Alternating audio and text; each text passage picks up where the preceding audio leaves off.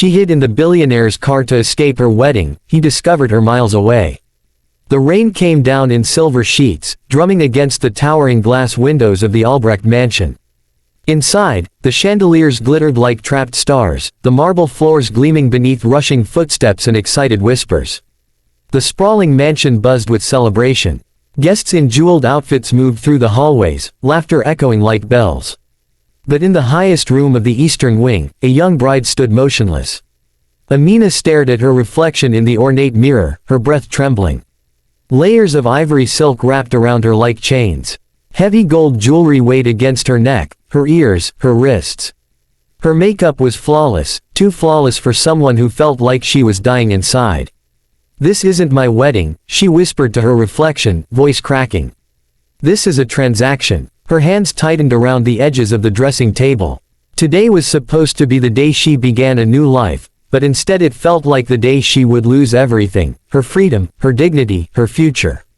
The man she was being forced to marry, Malik Rahman, was old enough to be her father, known for his ruthless business tactics and even more ruthless personal life.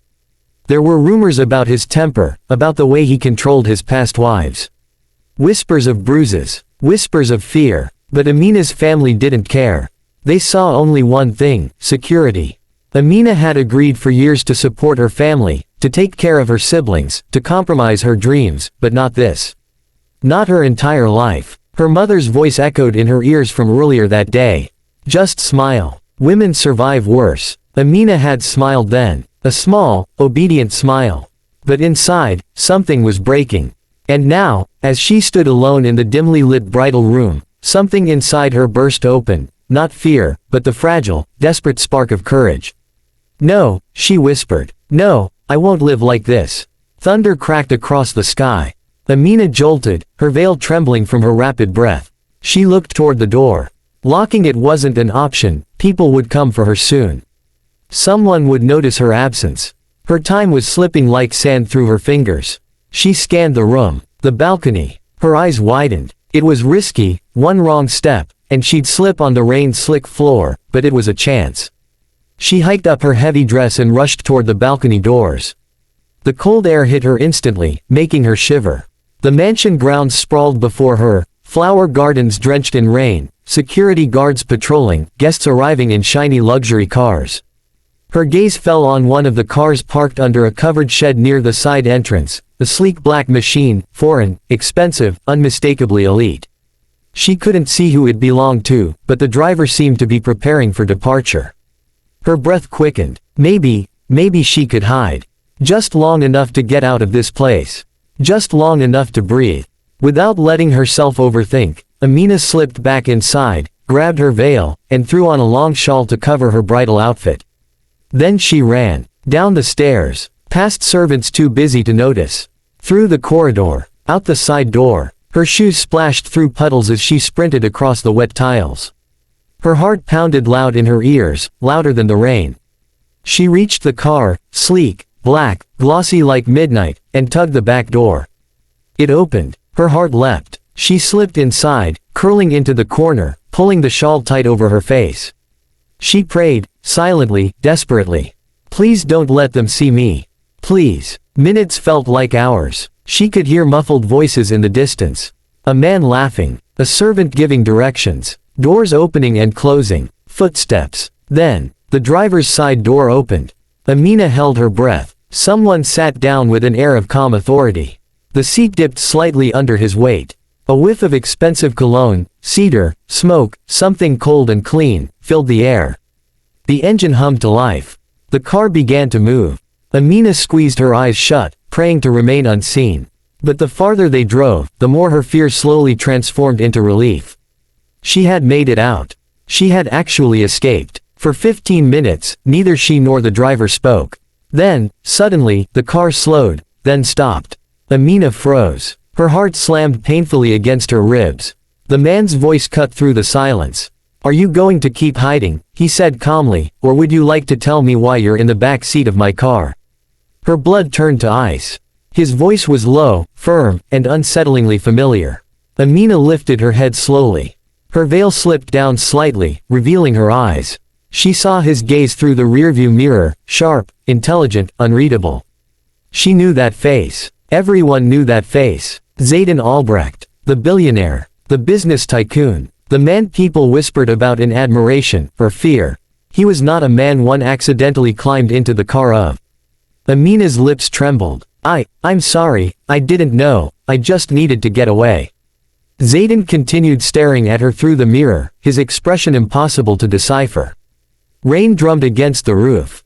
Lightning illuminated his profile, sharp jawline, intense eyes, a presence that seemed to command everything around him.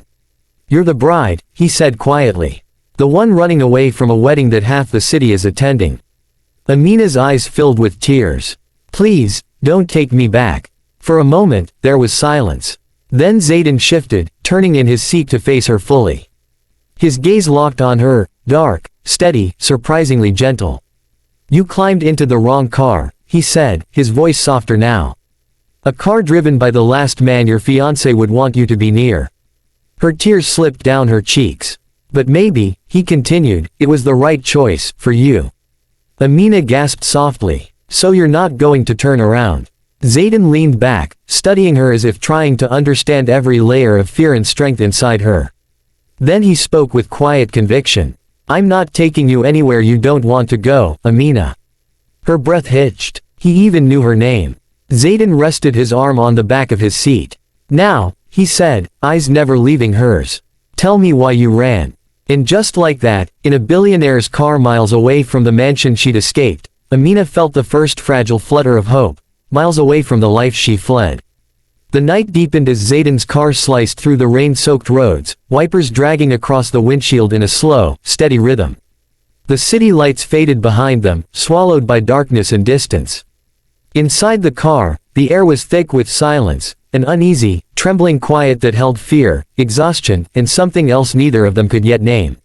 Amina sat with her hands clasped tightly together, staring out the window. Her veil lay discarded beside her, damp from her tears. Her entire body felt cold, but her mind burned with a single thought. I'm free, but for how long? Beside her in the driver's seat, Zayden Albrecht kept his gaze forward, jaw tense. He wasn't a man who liked surprises, yet here he was, with a runaway bride hiding in his backseat. Minutes passed before he finally spoke. You can breathe now, he said softly. Amina let out a shaky exhale. I don't know how to. Not yet. His fingers tapped the steering wheel thoughtfully. Start by telling me the truth. All of it. Amina hesitated. Sharing her story felt like peeling open wounds that had never been allowed to heal. But she owed him honesty. He had, after all, given her the first chance to escape. The family owes a lot of money, she began quietly. Debts stacked over years. When Malik, the man I was supposed to marry, offered to pay everything in exchange for the marriage, my family agreed. Zayden's eyes narrowed. They sold you. The bluntness of his words hit her like a slap. She looked down at her trembling hands. They didn't think they had another choice, she whispered. And I didn't fight hard enough. I thought maybe I could endure it. But today, when I saw him, when I saw the way he looked at me, I realized I couldn't breathe. I couldn't live like that. Zayden didn't respond at first. His jaw flexed, the only sign of the anger darkening his eyes. What about you? She asked suddenly. Why were you at the mansion? You and Malik don't exactly get along. A faint, humorless smirk crossed his face. Business. He invited half the city to show off. Including me. To prove something. His voice hardened. Men like him always try to prove something. Amina wrapped her arms around herself. I didn't mean to drag you into this. You didn't drag me, Zayden said quietly. You just chose my car. She looked up, meeting his gaze. Do you think it was foolish? She asked. What I did? No, he said without hesitation. I think it was brave. Something warm fluttered in her chest, unexpected, unfamiliar. But the moment faded when her phone buzzed violently in her lap. Amina froze. The screen lit up with dozens of notifications, calls from her mother, her fiancé, unknown numbers. Messages flashed. Where are you? Amina, come back. You can't escape this. We'll find you. Her heartbeat thundered. Fear clawed up her throat. Zayden saw the panic in her eyes and pulled the car onto a quieter road flanked by pine trees. He turned to her fully now. Give it to me, he said. Amina hesitated before handing him the phone. Zayden pressed a few buttons, turned it off, removed the SIM card, and snapped it in half. Amina gasped. "You didn't have to." "I did," he interrupted. "Because you're not going back to any of them tonight." She stared at the broken SIM card in his hand, a symbol of her old life cracking apart. The wind howled around them. The rain softened into a drizzle. Zayden stepped out of the car and came around to her side, opening her door. "Come on," he said. "You need air." She stepped out, hugging herself against the cold. The night smelled of wet earth and pine. The world felt distant, like she was suspended between the life she'd fled and the one she hadn't yet imagined. Zayden draped his suit jacket over her shoulders. The warmth surprised her, the gesture even more so. "Thank you," she whispered. He stood beside her, hands in his pockets, eyes on the dark horizon. "You're shaking." "I'm scared," she admitted.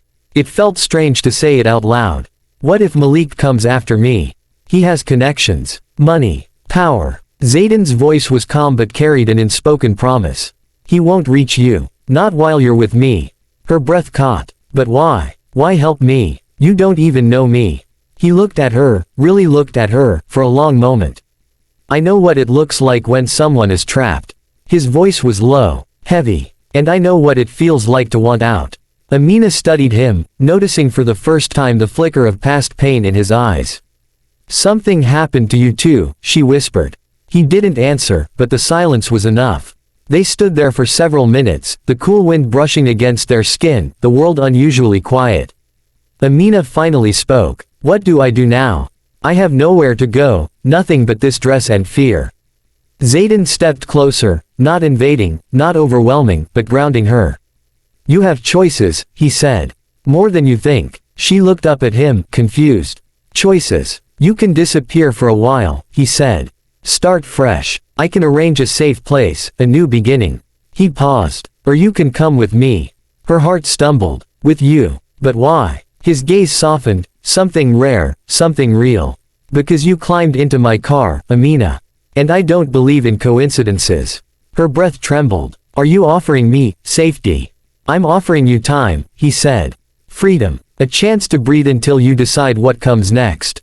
For the first time that night, she felt her lungs expand without pain. A sudden rustle broke the moment, twigs snapping in the trees behind them. Amina jumped, panic flashing in her eyes. Zayden gently touched her arm. "Relax. It's just the wind." But Amina's fear had already spiraled. "They could be looking for me. What if they find us?" Zayden stepped closer, shielding her from the cold. "They won't," he said firmly. "Not miles away from the mansion. Not in the middle of a forest road they wouldn't dare search." She looked up at him, trust slowly forming in the space between them. "What happens now?" she whispered. Zayden extended his hand, palm steady, warm despite the cold night. "Now," he said softly. "You tell me where you want your life to begin." Her breath hitched as she looked at his hand, an invitation, a promise, a choice she'd never been allowed before. Slowly, she placed her hand in his. He closed his fingers around hers with a gentle certainty. "Good," he murmured. "Let's go." Together, they walked back to the car. The world behind them faded into darkness. The world ahead stretched into the unknown, quiet, mysterious, full of possibilities she had never dared to dream of. Amina settled into the passenger seat this time. Zayden started the engine, casting her a side glance. "Ready?" A small, fragile smile touched her lips. "For the first time in my life, yes." And as the car rolled forward into the night, miles away from everything she once feared, Amina felt something bloom inside her. Hope.